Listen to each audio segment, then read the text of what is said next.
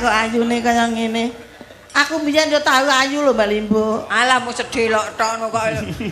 Lah kodanan kok. Ayu kok gur sedih lho. Lah ya kan dledek. Ora dledek wong SMP wis do meteng. Sugeng dalu Mbak Niken. Sugeng dalu Pak Tanto. Sing tuwa-tuwa minggir, sing tuwa-tuwa minggir. Upama minggire ya barang rumrah, Mbak. Nggih, ngaduh. Nuwun sewu, beliaunya adalah pulang kandang. Kok pulang kandang, Pak? Apa ora ngerti ceritane? Ben ngerti ceritane, Kyai Jombor kabeh pamirsa sedaya. Nuwun sewu, beliau lah adalah orang Klaten juga. Oh. Tepuk tangan buat Mbak Niken Klaten juga ini. Ngawonggo Klaten, aslinya Ceper juga. Lara-laraipun Kengeramanipun keturunan saking Ngawonggo. Ngawonggo Klaten. Jenenganipun Pak Pono menika asli saking Ngawonggo Klaten. Mula nek dheweke iki mau pentas neng kene kebo mulih neng kandange. Nah, menika Pak Menang asli saking Klaten Pak menika Pak. Wah, luar biasa. Nggih, napa dulur-dulur niku wau pun WA kula ta saderenge kula teng mriki. Nggih. Tampil teng mriki kan sedaya dulur-dulur kan mboten mampir Nggih. Pancenipun nggih nuwun sewu asli kok ya panjenengan niku Klaten asli kok. Nggih, mriki lek celak kalih griyane panjenengan to. Celak ngene kula di satu kecamatan nih, Mbak. Dan Ngawonggo pun juga satu kecamatan. Panjenengan pikantuk salam saking Bu Marsih yang dulunya itu sering dikunjungi oleh ayah panjenengan. Oh nggih, Bude Marsih ya. Dek Niken ya asli. Asli Klaten. Sami kali Mbok Ganden. Nek Dek Niken saking Ceper, Mbok Ganden kok nggih king Klaten, Mas. Pundi? Kerendeng. Nggih kula asli mrika Mas. Asli niku kula mrika. Lengganan kula nggih sami dugi niki. Wis ora apa-apa, wis ora apa-apa. Kenapa kalau kamu nyebut itu kok semua tertawa? Kerendeng itu ya, itu tempat pariwisata, Nduk. Kono ki anu nggon wong kuliner, kono ki kuliner, Nduk. Dadi ning nggon wong dodol pakan manuk ngono kuwi. Kowe rong genah kowe, Nduk, kowe rong genah. Tapi Bude Suyani memang bener asli situ. Saya Sragen. Oh enggak, aku bolong. Bolong ndi? Bolong endi neh kowe? Omah Klaten ning bolong kok mlolong. Omahmu ki cek gonta-ganti ki ora ngono apa kontraktor apa piye? Lah iya. Bolong parang tritis terus ganti ke sarkem. Nggih. Walah. Ora do ngerti wi. Oh. Lah kae lenggananku kae lho. Halo, ayo kurang 5.000 lho kowe. Iya. Mangga, wah jantenan Kak. Mbak Niken. Ya. Masa nggatekne wong tuwa-tuwane. Panjenengan tepung kalian Pak Bambang itu sudah lama ya, Mbak ya? Nggih. Wiwit jenengan niku tesih SD sampai dengan sekarang. Makanya beliaunya Pak Bambang itu nuwun sewu Raden Bambang ngaturi panjenengan niku barang sing lumrah. Nggih.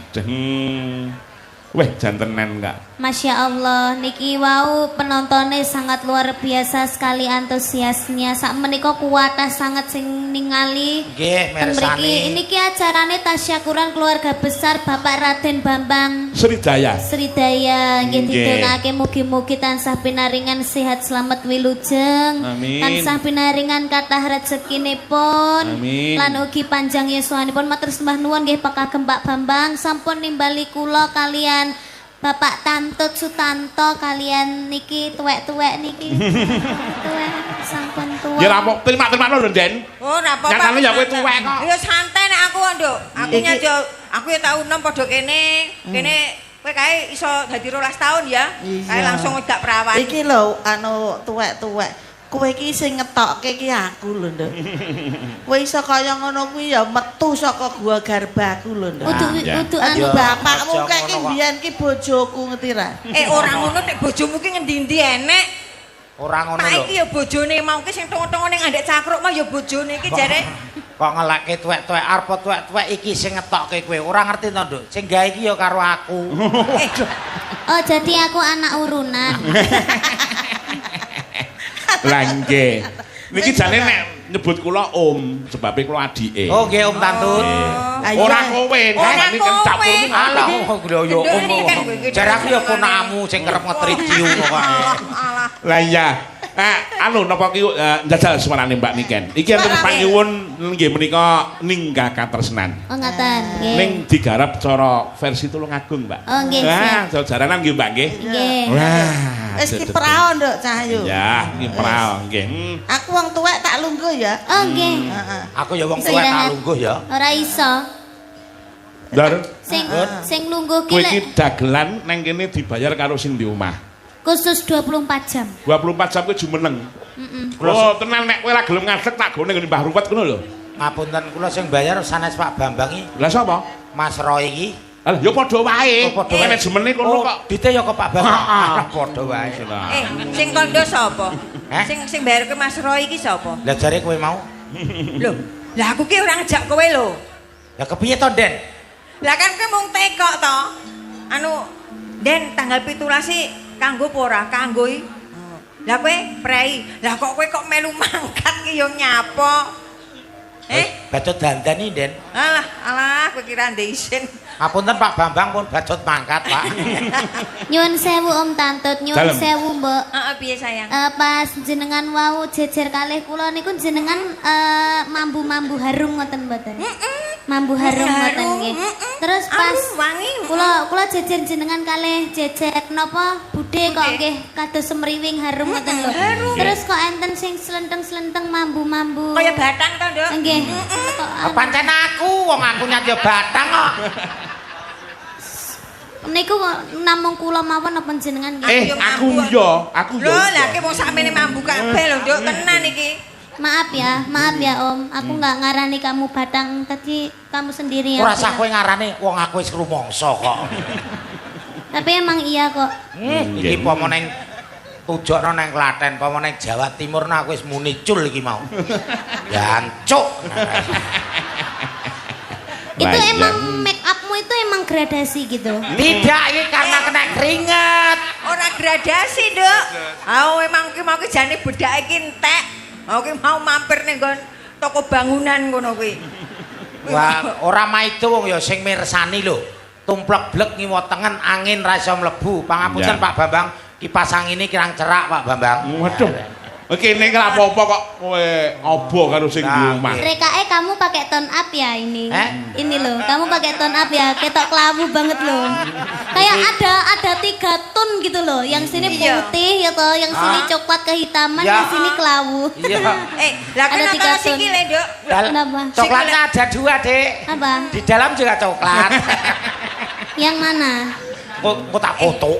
Iya. Lho, sikile we beda. Iya. Iki bocah kuat tenan lho, sikile we paku tok kuwi ngetong. Pak tok lambemu koreng ngono kok paku tok. Ayo diaturke. Anu Mbak dibabani sik. Monggo. Babani. Monggo. Terus sana. Penting pelok.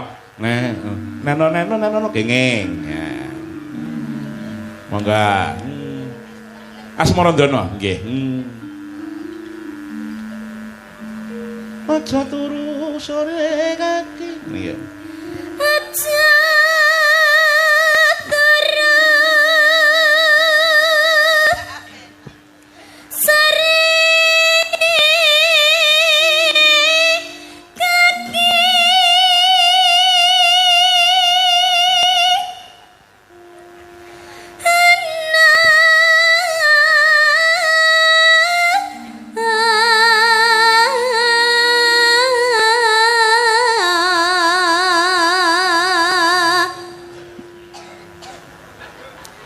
Dewa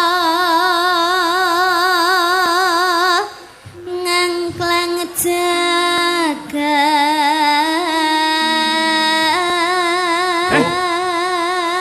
Rokokmu ceceken sik pulekmu meleki Dik Salindri. Oh, lah rokokmu menara. Lah kok menara yo pelek kuwi. Ora ngono lho keluke kan yo beda to, Mas. Lah iya, wah. Piye? Nah, Hebat. swara Klaten iki ngene iki. Tenan Kowe aku. coba nyangking bokong, apa bokor. Ayo kowe. Nyangking bokor. Sakmono wae wis. bokor no bokong. Kok saya bokor wong sak kecekeli kok, Nduk. Tenan Mas aku di bojo ayu, suarane apik, Ya piye laris to? ngene. Wah. Piye kok kowe ndek bojo kaya Dik Niken ngene iki Aku terus piye? wegah celonengan. Lah terus? Iki wis tak dol entuk hasil. Oh lah kocrok. Bojo kok didol ki. Dol suarane, karyane. Oh, tak kira mbok. Emang kamu mau punya istri seperti aku? Ndak mau. Aku juga nggak mau. Aja meneh kok ngono. Aku sak elek-elek wong kuwi minggat kok apa meneh kowe, Nduk. Bojomu minggat tenan. Ya minggat setiap kamu punya istri lo kamu jual. Seharusnya itu ya yang kerja itu laki-laki bukan istrinya. Kalau aku sok menikah itu yang kerja itu suamiku. Aku sudah tidak kerja lagi. Oh, ngono kuwi. Bojoku ya ora takon kerja lho jan iki. Nah iku jare modal. Lho, tak dol suarane tegese kan Kan nyinden. podo ae. Itu Aku ya namanya nyambut istri yang gawe. kerja, enggak boleh. Wong kuwi Istri yang ora kerja. payu kok. Loh, Wong kuwi iki mergo digondol kanca kok. berarti kamu sekarang janda. Anu duda. Apa eneng wong lanang kok janda no. Oh janda omongku ya ora ngene iki. Pripun dik niki? Ya. Kuwi banci no. Ketoke lanang ning kuwi ora lanang kok. Ora percaya apa piye? Alah wong aku ora mau cilik kok. Iya. Cilik kok. Dek ora lanang ora wedok. Piye? Siluman. Ha ya. Cilikane lak kaya padasan. Halo. Kudu ya, ha. Gila aku. Ora pareng no kaya. Bentar ngaturaken Sugeng Pinarak Sugeng Rawuh kagem Bapak Bupati Klaten. Nggih, Bapak Inggih. Hamenang. Bapak Jan Hamenang. Pak Bupati jan ganteng. Masih ya. muda. Gagah gede Aku dhuwur biyen kuwi. upamane aku isih enom. Tak demeni no. Alah. Wis melayu dhisik Pak Hamenang Loh, tenan. aku nek jek enom ayu ya. Iya. Kowe ora ngerti ayuku. ning Biyen tenan. saking ayune kayunan atos aku. Pamon jenengan sih nom. Wah. Ngopo mbok kapake? Tak tuku. Mangga Mbak Niken. Ya. Nyangking pokor kanca nani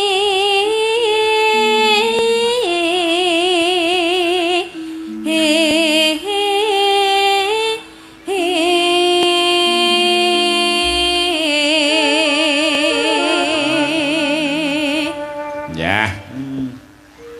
isi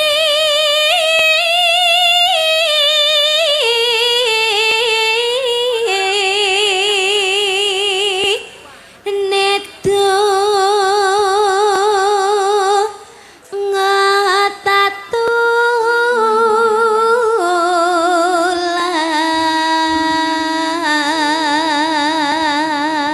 ngotatulan Nenung. sandang kelawan pangan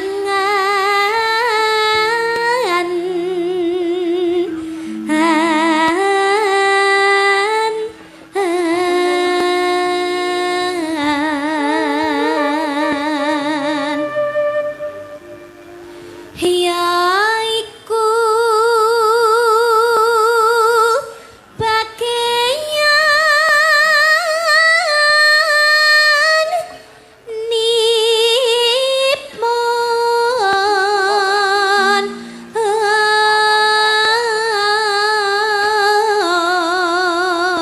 nipon Nyuwun pangapura lawan para pamirsa sing nonton YouTube streaming karena saking akeh piyayi sing gunake HP dan sinyal sinyale rada gangguan sih. Wah, tenang. Nggonamu paten ana sik anumu kuwi HP-mu. Kok HP ku paten wong HP ku ora tak pateni wae ya ora mungkin nyaut. Lah ngopo? Ora neng kotane kok. Ya, mangga. Langsung Mas Sompong. Ya. ngong meleh sabarana rima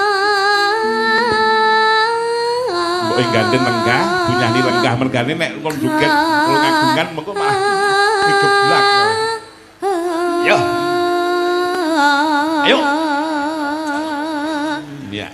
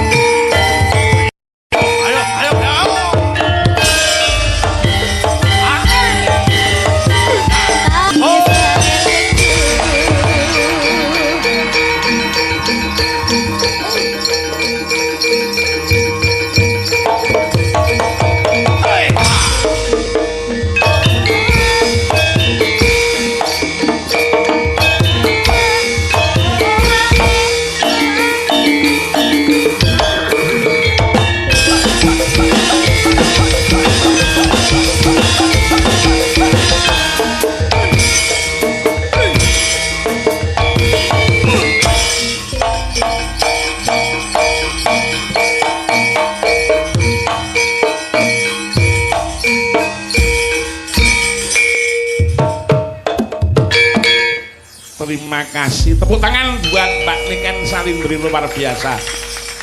Weh, tenan enggak? Wis nembang karo joget kok panggah ora seneng cewete ya Mas Bagong ya. Persis aku biyen ya anu. Aduh panjenengan niku napa nggih ngeten niku? Lho aku biyen ki sindan karo pencak. Lah nggih. Menika ngeten, Bu. Pripun? Mumpung beliaunya Bapak Bupati belum kundur, Nggih. kasuwun pinarak dateng pepanggungan kalian beliaunya Bapak Pak Bambang. Pak Bambang. Pak Ya. Bambang, Bapak Diringi Bupati. Klaten bersinar lho, monggo. Kan Nggih. mau jane wis ning ora ning elek-elek dibaleni meneh. Nggih. Kalau jelas monggo. Bersinar iku mangkusu rasa. Situmrap Monggo Bapak.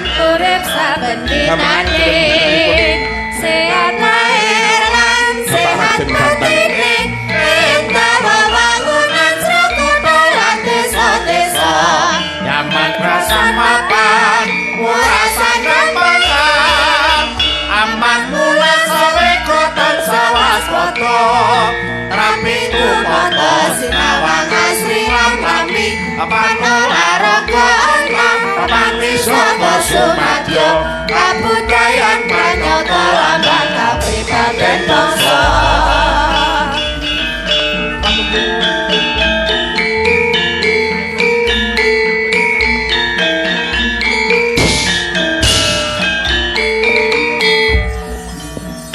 Rakyate bangsa yang tentrem, yang rahaja, nadyan kepercayane Beda lan warna-warna. nunggal setya ngajeni sesama rotan itu sengkut alam apa barengan taneng tuwa Reka nikal pamatune, palawija parikil bupati, tanduran subur kemari palo cinawi mandel makoroto, ada dasar Pancasila, unangin jaban rangka sinabut rakyat bersih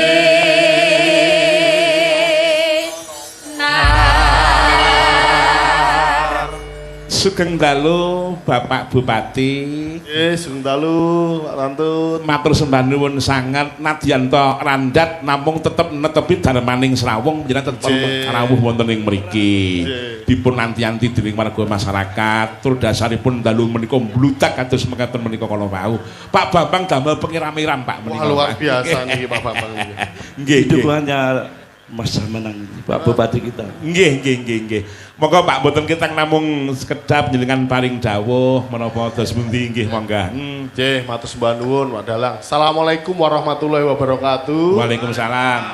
Sugeng dalu, salam sejahtera bagi kita semua. Shalom, Om Swastiastu, Namo Buddhaya, salam kebajikan. Rahayu.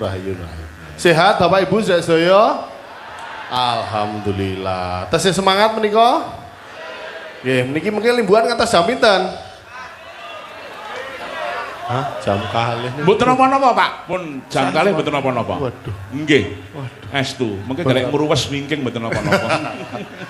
Nggih, kang kula hormati niki kathah tamu-tamu agung menika wonten jenderal-jenderal ingkang rawuh matur sembah nuwun dan juga anggota DPRD provinsi ada Ibu Kadarwati, Mas Bayu, kemudian juga rawuh Wakil Ketua DPRD Kabupaten Klaten Wasi Haryanto beserta Mbak Linda. Kemudian juga Pak Camat tadi, rekan-rekan Forkopimcam. Tadi kula sowan juga sama Pak Sekda, sama Kepala UBD, tapi mboten kebagian tempat duduk nih kok Pak. Terus transit wonten wingking, nggih Pak Camat, Pak Kapolsek, Pak Dan Ramil, para sesepuh, bini sepuh. Ini sedek-sedek saking pundi niki? Dari Kantor Pajang. Kasutan Pajang ya. Oh nggih. Ugi sedaya niki Pak Kitantut, Pengrawit, sedaya apa namanya? Nggih.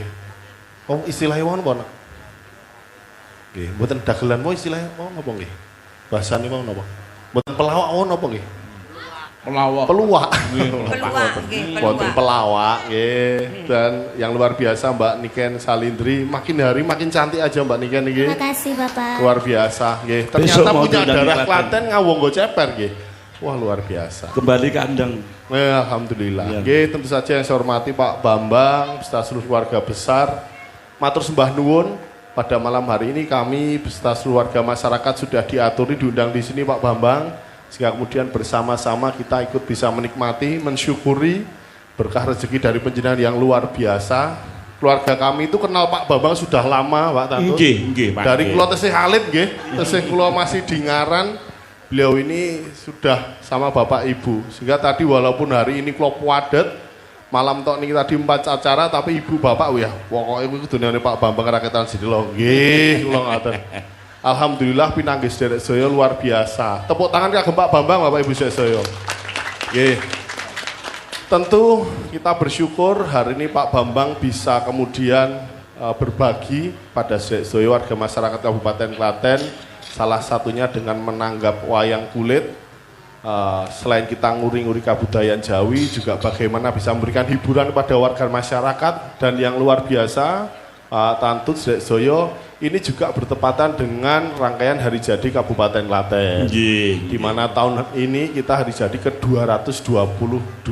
Matur nuwun kadone Pak Bambang, niki Soyo sampun ditanggapi luar biasa sekali. Bintang tamunya komplit dari yang senior sampai yang paling junior, dari yang sepuh sampai yang alhamdulillah sekarang masih luar biasa Mbak Niken Salintri. Tentu sebuah kebahagiaan, sebuah kehormatan bagi kami bisa diundang di sini, dan doa kami yang terbaik kagem Pak Bambang, semoga rezekinya semakin berlimpah ke depan sehingga semakin banyak berbagi kepada warga masyarakat. Amin. Dan juga doa kita bersama tentu Bapak Ibu para rawuh juga diparingi sehat selalu nggih. Juga panjang yuswa dan insya Allah rezekinya juga berlimpah ke depan. Dan kami juga mohon doanya agar Kabupaten Klaten di hari jadinya yang ke-222 ini, agar Kabupaten Klaten semakin maju, sejahtera dan berkelanjutan. Nggih, Mbok Prai mekaten mawon, Pak. Nggih, Pak. Nggih. Mbok inggih panjenengan kersa anu Pak, napa menika nyanyi. Ngenten mawon nggih. Nggih. Lah niki sampun wonten piantun-piantun luar biasa niki kok. Langkung prayoginipun menika betul kita namung biasanipun nak panjenengan ngersake Klaten istimewa menika to Pak, biasanipun. Nggih. Nggih nek Pak Bambang berkenan kula nyanyi bareng Pak Bambang. Oh nggih. Maaf ini batuk ini saya. Oh. Pak Bambang. Saya dia kasih mic tak kasihkan Yuyani lagi. Nggih. Nggih. Ampre saene Pak Nun sewu, Pak. Nggih pripun, Budhe? Panjenengan mboten sanembang. Nggih. Bayari men. Oh, cocok nggih. Ora ngoten. Kok malah dadi saingane dalang ra payu. Apik swantene jenengan tenan niku. Mboten napa-napa, tapi beliaunya itu adalah penyanyi hebat lho. Budhe nggih. Saestu. Nggih. Aku kok ya lagi ngonangi saiki. Nggih. Ngerti ora tak pek bojo. Ya Allah. Jenengan tak sene kula dereng lair niku Budhe pripun? Nah, terus piye njuk ya Langgih. Biasanipun beliaunya itu nembangin utawi nyanyiipun menika Jogja Istimewa, tapi saatnya diganti Klaten Istimewa. Oh, wah cocok Pak, pun. Menapa Pak? Nggih. Pun kula sawer nyampe niki mengke. Wis bayaranku ndi Pak? Pak Bambang. Nggo nyamper Pak Bupati. Nah, Wingi tak transfer to. Jaluk bayaran meneh piye? Oh lah kujur wong kowe iki nek larang. Nggih. wis entek Pak. Berarti utang. Ya utang lah. Utang kok nganaki aku wedok sampe lanang. Lah aku nganaki kowe lho piye? Isih iso. Wah mbok 10 wae isih iso aku. Nggih. Aku sing ngundurkan diri wae. Nggih. Lah ra iso ngatasi to wis. Menapa Pak? aku. Menapa? Monggo, Pak. Sini Pak. Napa? Napa wau? Pun kula pasrah mawon Budhe kalih Mas Bagong kalih Mbak Niken mawon yang nyanyi. Pun kula tak nyewer mawon malam niki mboten nyanyi. Nggih. Lah ra ngono. Pun nyepake kok niki kok. Nggih. Mboten sakata-kata. Niki enten isine mboten jojo kosong niki kok. 20 juta mawon Pak kula. Malah mengke. Wajan. Derek niki sing bagi sepuh dhewe berarti sinten? Nah. Nggih. Lah Sepuh mungkin dhewe niku nggih Pak Detarno. Nggih. Oh, niki apike. Nduk, kowe lak jek enom. Ra butuh duit ta? Konten jenengan mawon. Oh, aku. Kowe wis tuwek rasa. Alah kowe wong lanang awakmu wis lemu rasa ya. Budhe tak kandhani. Heeh. Jenengan wingi kan diutang aku karo 5 juta to. Lah gorene. Lah kuwi dienggo wong pirang-pirang kok mangsamu ki. Mambu. Aduh wis. Pripun Pak Bupati mlebu ten kene orang-orang niku pripun? Pun pun aman. Nggih, mangga matur nuwun Pak Bupati nggih matur nuwun sanget. Matur nuwun Pak Bambang nggih. Pak Bupati. Nggih kula dongakne panjenengan dadi melih ngantos sedasa periode, Pak. Nggih. Lah luar biasa Bupati nom blobo wah jan garwane ndah senenge ya tenan. Kowe apa Gang? Kowe nemu apa? Engko iki disimpen Mas. Lah iya. Adae to. Ngene Mas. Nggih. Lagune made in dari anak Klaten. Anak Klaten. Nggih, dari Gapiro Kreatif. Nggih. Beliaunya Mbak Niken itu salah satu penyanyinya juga Gapiro Kreatif. Nah, sip. Lagune Dampar Kalabu. Kemutan, Pak? Kemutan. Nah, nggih. Neng buka lirik. Oh, betul. Ora apa-apa. Ah, Ora apa-apa mantap. sayang. Ya. Kowe nduk kowe nembang aku tak sing ngopeni saweran. Ya wes. Penake. Wis tuwa kowe areng apa ta? Wis karek Wis Gang kowe bongko. Jaga intuk-intuk wis. karek ngenteni saweran. Monggo, Nduk. Nek Dampar Kalabu. Wah. Duet Mas niki. Menika Ya. duet napa piyambakan, Mbak? Duet kalih. Kalih sing nyiptakan. Sing gawe Sing lagu. menyiptakan itu adalah satu Mas Vito Fernanda, putra Ceper juga, putra Klaten juga. Yang kedua adalah Durwindra Widatama, anak kula sing barep. Nah, sing nembang kersanipun anak kula Vito Fernanda. Ayo le, ngadeg le, ya sepoti le. Lah iki deh. Oh, iki anak kurung Ceper Klaten. Ya mangga lagu nus dilagokke karo panjenengan Mbak Niken Salindri. Ya, Rene le, ya. Tito, rene Ya mangga le. le, ya. Ayo sepoti Mas. Mangga, ya. Ya, mangga.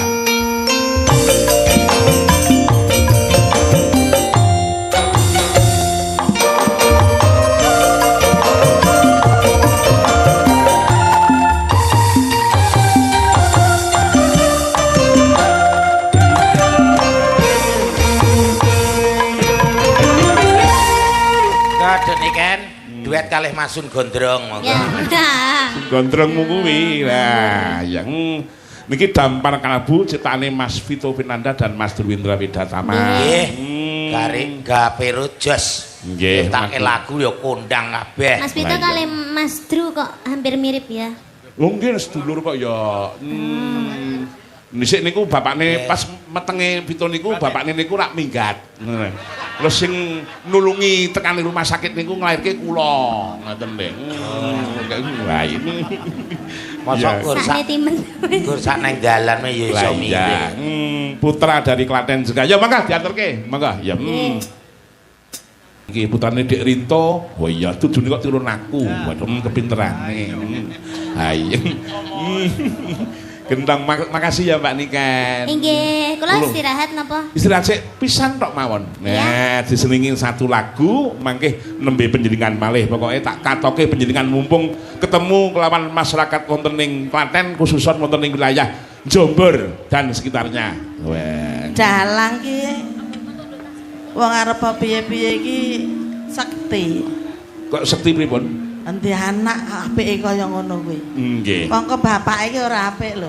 Mboten apik. Kok anake apike kaya ngono. Lho, taruna kuwi bapak kok boleh. Kula kuwi. Nggih. Kuwi gek-gek mbiyen ki bojomu meteng ora karo kowe. Nggih. Nek niku pancen mboten kalih kula niku anak adi kula kok niku ngono. Oh, mulane. Nek sing bajeng niku anak kula sing bajeng niku sing nyiptake lagu Ana Sotya Lintang Asmara niku anak kula sing barep. Nggih, nggih niki wau saire Tole sing barep. Ning lagune Tole niki dados anak kula niku kathah sangat. Luar biasa. Kata-kataipun edan. Oh iya, ora waras kabeh. Ayo. Luar biasa ya Katut. Nggih. Kowe dadi dalang kondang. Anake ya dadi kabeh. Ngadekot. Kuwi ngadekot iki apa? Wis akan lungguh ki sapa ta? Bagong ora gelem ngadek dikapake ta? Lah wong kene wis lungguh lho, kok dikira anu ayo Aku ngadeg. ki ra dadi wong tuwa. Aku ya wong tuwa. Padha tuwane kok. Ayo. Loh, kowe pengen apa ora? Piye? Mas Tantut anake luar biasa kabeh. Hebat. Lah anakmu iki lho, Piye? ora ana sing luar biasa kok malah Kondang no anakku nang bekonang. Lah ngapa? Oh, tukang gawe ciu. gawe ciwu kok kondang kuwi iki larangan ya. Nggih. Tangguban. Kae sapa sing akan lungguh kae sapa kae? Mbok gandeng ngacek sisan kuwi ngopo? Rumangsamu ki sing akan lungguh sapa? Hah? Kene iki nyambut gawe. Kowe iki meneng wae ngono wis marai wedi kok saya bengok-bengok kok ngono ki. Oh iya. Tak omongi ya wong tuwa-tuwa wong wedok-wedok kaya kowe kuwi. Nek bengi iki aja lungguh suwe-suwe. Lah ngopo? Ndak kelet.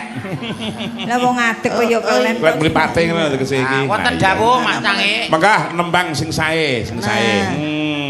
Lah ya, permintaanipun lagunipun inggih menika wonten panyuwunipun nggih nggayuh lintang. Gayuh lintang. Gayuh lintang. Kuwi gayuh lintang kuwi iki. Terus wonten melih katresnan sejati. Katresnan sejati. Nggih. Niku Katresnan sejati. niku budhe niken niku ponakane jenengan nggih niku sing cilik niku mau. Lah niku nggih nggih ponakan kula. Wis nyanyi ora, Nduk? Saged niku nggih. Nyanyi apa, Nduk? Alah, kaya cilik aku mbiyen. Pertama kali aku nyindan ki rak ya semene iki. Iya. Anggere pentas nang kono kuwi daerah Pedan to. Kuwi numpak bis, kok terus mlaku. Nggih. Wayang kan biyen dalange Mas apa kae? Karo Mbak Amin. Nggih. Cilikan Kurkoso. Nggih. Mula nek saiki rada penake mbok aja dok. Nggih. Rumangsane iki jaman biyen ki aku ya rekoso, penak sedelok kok bola-bali disontat santreti bintang mati. Nggih, pun trima ing pandum. Rangga, ayo jumeneng. Ya, ya le, Rangga, ngaten-ngaten. Ayo Mas, nganggo apa kuwi? Serampat Mas, ya serampat ya. Serampat ya, ya monggo. Ayo, ndi sapa nyanyi?